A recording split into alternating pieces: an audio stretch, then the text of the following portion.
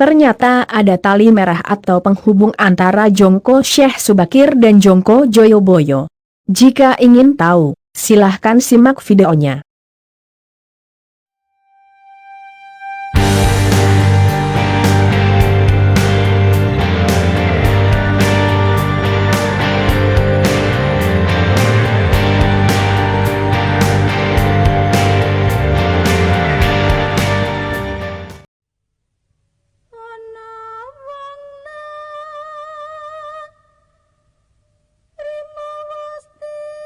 Kitab Musarar dibuat tatkala Prabu Jayabaya di Kediri yang gagah perkasa, musuh takut dan takluk, tak ada yang berani. Beliau sakti sebab titisan Batara Wisnu. Waktu itu Sang Prabu menjadi Raja Agung, pasukannya raja-raja. Terkisahkan bahwa Sang Prabu punya putra lelaki yang tampan. Sesudah dewasa dijadikan raja di Pagedongan. Sangat raharja negaranya. Hal tersebut menggembirakan Sang Prabu. Waktu itu tersebutkan Sang Prabu akan mendapat tamu, seorang raja pandita dari Lum bernama Sultan Maulana. Lengkapnya bernama Ngali Samsujen. Kedatangannya disambut sebaik-baiknya. Sebab tamu tersebut seorang raja pandita lain bangsa pantas dihormati. Setelah duduk Sultan Ngali Samsujen berkata, "Sang Prabu Jayabaya, perkenankan saya memberi petuah padamu mengenai kitab Musarar. Yang menyebutkan tinggal 3 kali lagi kemudian kerajaanmu akan diganti oleh orang lain." Sang Prabu mendengarkan dengan sebaik-baiknya.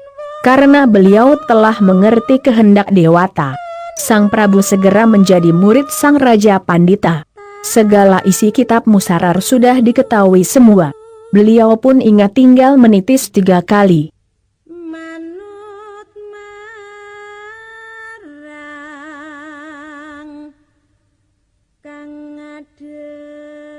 Kelak akan diletakkan dalam tongkat sang pandita yang ditinggal di Ka'bah yang membawa Imam Supingi untuk menaikkan khutbah.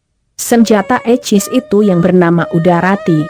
Di kelak kemudian hari ada Maulana masih cucu Rasul yang mengembara sampai ke Pulau Jawa membawa ecis tersebut. Kelak menjadi punden tanah Jawa.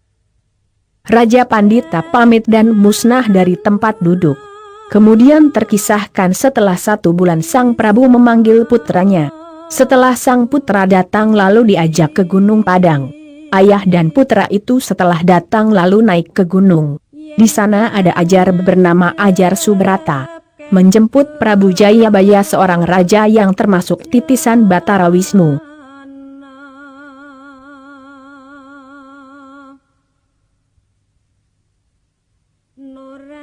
Karenanya Sang Prabu sangat waspada, tahu sebelum kejadian mengenai raja-raja karena Sang Prabu menerima sasmita gaib.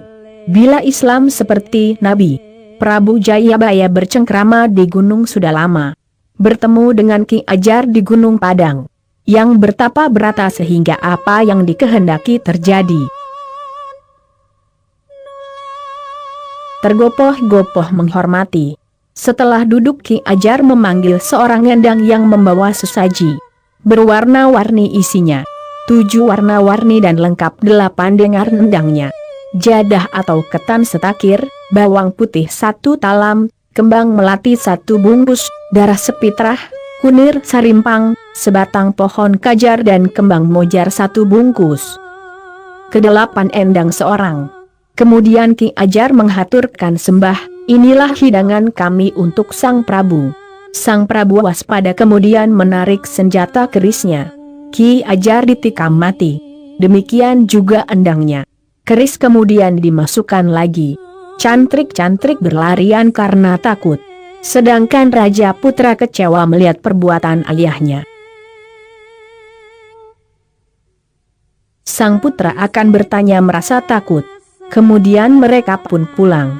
Datang di kedaton Sang Prabu berbicara dengan putranya. "Heh anakku, kamu tahu ulah si Ajar yang saya bunuh? Sebab berdosa kepada guru saya Sultan Maulana Ngali Samsujen tatkala masih muda."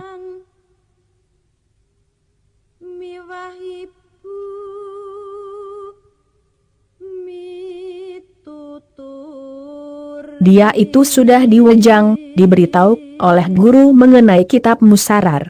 Sama seperti saya. Namun dia menyalahi janji, musnah raja-raja di Jawa. Toh saya sudah diberitahu bahwa saya tinggal 3 kali lagi.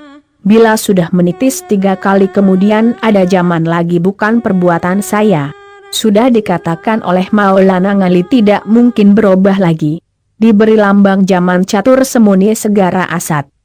Itulah Jenggala, Kediri, Singasari dan Ngurawan. 4 raja itu masih kekuasaan saya. Negaranya bahagia di atas bumi. Menghancurkan keburukan. Setelah 100 tahun musnah keempat kerajaan tersebut. Kemudian ada zaman lagi yang bukan milik saya, sebab saya sudah terpisah dengan saudara-saudara di tempat yang rahasia. Di dalam teken sang guru Maulana Ngali. Demikian harap diketahui oleh anak cucu bahwa akan ada zaman Andarpati yang bernama Kalawi Sesa.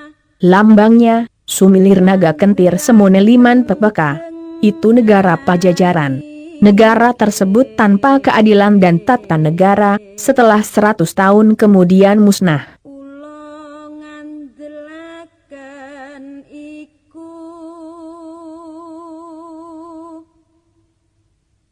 Sebab berperang dengan saudara. Hasil bumi diberi pajak emas. Sebab saya mendapat hidangan kunir sarimpang dari Ki Ajar.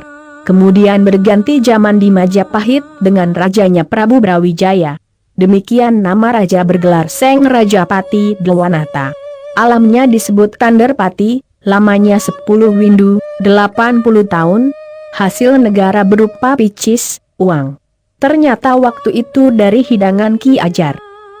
Hidangannya jadah 1 takir. Lambangnya waktu itu simak galak semune curiga ketul. Kemudian berganti zaman lagi. Di Gelagahwangi dengan ibu kota di Demak. Ada agama dengan pemimpinnya bergelar Diati Kalawi saya. 65 tahun kemudian musnah. Yang bertahta Ratu Adil serta wali dan pandita semuanya cinta. Pajak rakyat berupa uang. Pemyata saya diberi hidangan bunga melati oleh Ki Ajar. Negara tersebut diberi lambang kekesahan durung kongsi kaselak kampuhe bedah. Kemudian berganti zaman Kalajengga. Beribu kota Pajang dengan hukum seperti di Demak. Tidak diganti oleh anaknya 36 tahun kemudian musnah. Negara ini diberi lambang Cangkrama Putung Watange. Orang di desa terkena pajak pakaian dan uang. Sebab Ki Ajar dahulu memberi hidangan sebatang pohon kajar. Kemudian berganti zaman di Mataram. Kala sakti Prabu Anyakrakusuma. Dicintai pasukannya, kuat angkatan perangnya dan kaya, disegani seluruh bangsa Jawa. Bahkan juga sebagai gantinya Ajar dan wali serta pandita, bersatu dalam diri sang Prabu yang adil. Raja perkasa tetapi berbudi halus. Rakyat kena pajak real. Sebab waktu itu saya mendapat hidangan bawang putih dari Ki Ajar. Rajanya diberi gelar Surakalpa Semone Lintang Sinipat. Kemudian berganti lagi dengan lambang Kembang Sempol Semone Modin tanpa Seban. Raja yang keempat yang penghabisan diberi lambang Kalpasru Kana Kaputung. 100 tahun kemudian musnah sebab melawan sekutu. Kemudian ada nahkoda yang datang berdagang. Berdagang di tanah Jawa kemudian mendapat sejengkal tanah. Lama-kelamaan ikut perang dan selalu menang, sehingga terpandang di Pulau Jawa. Zaman sudah berganti meskipun masih keturunan Mataram. Negara bernamanya Kerawati dan ibu kota di Pajang. Raja berpasukan campur aduk. Disegani setanah Jawa. Yang memulai menjadi raja dengan gelar Layon Kelis Semone Satria Berangti. Kemudian berganti raja yang bergelar Semone Kenya Musoni. Tidak lama kemudian berganti nama rajanya Langgadung Rarang Likasi, kemudian berganti Gajah Meta Semone Tengu Lelaki. 60 tahun menerima kutukan sehingga tenggelam negaranya dan hukum tidak karu-karuhan. Waktu itu pajaknya rakyat adalah uang Inggris dan uang. Sebab saya diberi hidangan darah sepitra. Kemudian negara geger. Tanah tidak berkhasiat, pemerintah rusak. Rakyat celaka. Bermacam-macam bencana yang tidak dapat ditolak. Negara rusak. Raja berpisah dengan rakyat. Bupati berdiri sendiri-sendiri. Kemudian berganti zaman Kutila. Rajanya Kero Murka. Lambangnya Panjiloro Semune Pajang Mataram. Nahkoda ikut serta memerintah. Punya keberanian dan kaya. Sarjana tidak ada. Rakyat sengsara. Rumah hancur berantakan diterjang jalan besar. Kemudian diganti dengan lambang Rarangangsu, Randa Loronu Tuti Pijar Tetukar. Tidak berkesempatan menghias diri, Sinjang Kembentan Tinolih itu sebuah lambang yang menurut Syekh Ngali Samsujen datangnya kala bendu. Di Semarang Tembayat itulah yang mengerti dan memahami lambang tersebut. Pajak rakyat banyak sekali macamnya. Semakin naik, panen tidak membuat kenyang.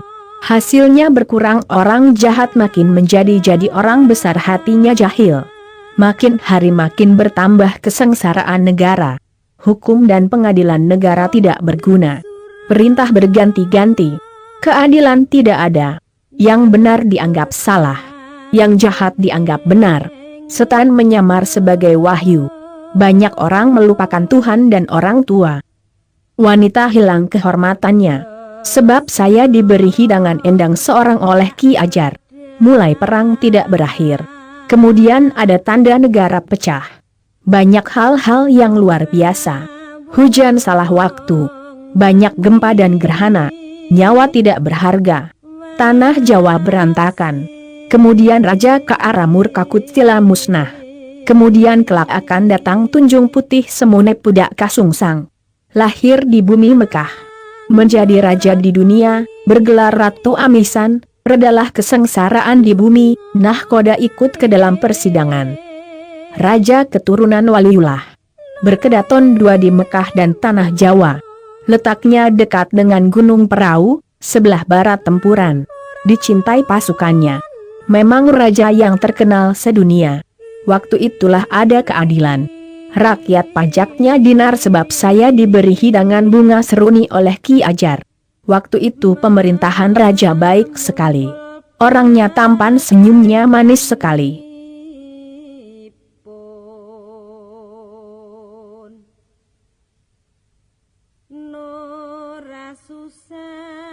Benar-benar raharja waktu itu tidak ada yang menghalang-halangi. Rakyat yang dikenakan pajak 1000 dikurangi oleh Sang Prabu tinggal 100 dinar. Dihitung 1800 rajanya musnah. Hilang rusak bersama kedatonnya. Pulau Jawa pun rusak, peraturan tidak karu-karuhan. Para pegawai serta luar negeri tidak akur. Kemudian Tuhan menobatkan Sang Ratu Asmara Kingkin tampan dan masih muda. Kembalilah kewibawaan raja. Pasukan setia semuanya. Suka diperintah. Kedatonnya di Kediri yang satu dan lainnya di negeri Arab. Kertaraharja keadaan negaranya. Waktu itu dihitung telah 1900 dan negara itu pun pecah. Sudah menjadi kehendak Tuhan. Datanglah Raja Prenggi dengan pasukannya. Kekuatannya luar biasa sehingga raja kalah. Tanah Jawa tunduk dan Raja Prenggi menjadi raja di Tanah Jawa. Sangat kejam tindakannya. Waktu Raja Rum dihadap oleh Mantri Bupati berkata kepada patihnya, "Heh Patih, saya mendengar bahwa Tanah Jawa rajanya musnah kalah perang dengan Raja Prenggi, tidak ada yang dapat menghalangi. Maka dari itu Patih berangkatlah dengan pasukan secukupnya. Usirlah Raja Prenggi. Kalau tidak dapat jangan kamu kembali." Kemudian Ki Patih berangkat bersama pasukan Rum datang di Tanah Jawa mengusir Raja Prenggi yang musnah dengan seluruh bala tentaranya. Seorang oleh Ki Ajar. Terhitung tahun 1770. Mulai perang tidak rakyat kecil gembira hatinya. Tidak ada yang sengsara. Murah segalanya. Yang ditanam subur. Zaman itu dinamakan gandrung-gandrung neng lurung andulu gelung kekendul lukar kauratan. Keris parung dolen tukokna campur bawur meling pasar. Sudah 2000 tahun, angkasa sepi tidak terlihat apapun juga. Sudah hampir tiba waktunya kiamat. Jarang hujan, angin topan yang kerap kali datang. Bagaikan menimpa bumi dari selatan timur datangnya menghancurkan gunung-gunung.